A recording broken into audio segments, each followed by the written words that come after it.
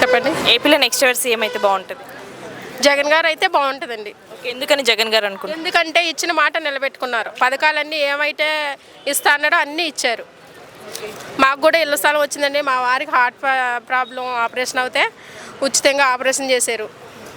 So 1 year medicines కూడా ఫ్రీగా ఇచ్చారు. 1 year ఇచ్చారా మెడిసిన్? ఇచ్చారు.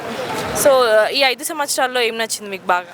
నాకు ఏం నచ్చిందంటే బాగానే ముసలి వాళ్ళకి పాపం వాళ్ళకి ఎన్నో ఇబ్బందులు పడేవారు గతంలోని. అలాంటి ఇబ్బంది లేకుండా ఇంటికి వచ్చి వాలంటీర్లు డబ్బులు ఇస్తున్నారు. నెక్స్ట్ కోట లైన్లో నిలబడి చాలా శ్రమ పడేవాళ్ళం, అదంతా పోయింది. ఇంటింటికి వచ్చి రేషన్ ఇస్తున్నారు.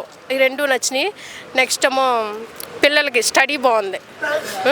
ఇంటికి వెళ్తే అన్నం ఉందో లేదో అనుకున్న పేదరాళ్ళందరికీ చక్కగా స్కూల్లోనే ఫుడ్డు, బట్టలు, బ్యాగు అన్నీ ఇస్తున్నారు. అదో ప్రైవేట్ స్కూల్స్ మాదిరిగా నచ్చినాయండి కదా, ప్రైవేట్ స్కూల్స్ మాదిరిగా చేశారు కదా. అవును, ఇంగ్లీష్ మీడియం బాగుంది, స్టడీ బాగుందండి. పెద్దవాళ్ళు ముసలాళ్ళకి ఇచ్చిన పథకం బాగుంది. నెక్స్ట్ కోటా పథకం ఇవన్నీ నచ్చినాయి. తర్వాత నాకు ఒకటి నచ్చింది ఏంటంటే పేదవాళ్ళందరికీ ఎప్పుడు లైఫ్లో చూడలేదండి. ఆ లైఫ్లోని ఇంతమంది వచ్చారు కానీ 3 సంవత్సరాలు అదే 15 సంవత్సరాలు మేము ఎన్నిసార్లు స్థలానికి పెట్టాం, మాకు ఇవ్వలేదు.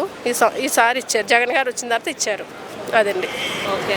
సో మరి జగన్ పాలనలో అంటే సింగిల్గా వస్తున్నాడు కదా ఆయన, సింగిల్గా వస్తే గెలుస్తాడు? సింగిల్గా వచ్చినా సింహం సింగిల్గానే వస్తుంది. అది ఓకే అండి. సో వాలంటీర్ వ్యవస్థ కానీ ఈ సర్వీస్ ఎలా ఉందంటారు? వాళ్ళు బాగానే ఉందండి, బాగానే చేస్తున్నారు వాలంటీర్ వాళ్ళు. ఒక ఫోన్ కొడితే రావడం, ఏంటమ్మా అంటే పరిస్థితి అంటే ఫోన్లో చెప్పడం, మేము ఇక్కడ ఉన్నాం మాకేం తెలియట్లేదంటే వాళ్ళు వచ్చి ఇన్ఫర్మేషన్ ఇవ్వడం, అన్నీ బాగున్నాయండి. ఆరోగ్యశ్రీపై కూడా 25 lakhs చేశారు. అవునా, తెలియలేదండి ఇంకా నాకు. ఓకే. సో హాస్పిటల్స్ ఎలా ఉన్నాయంటారు?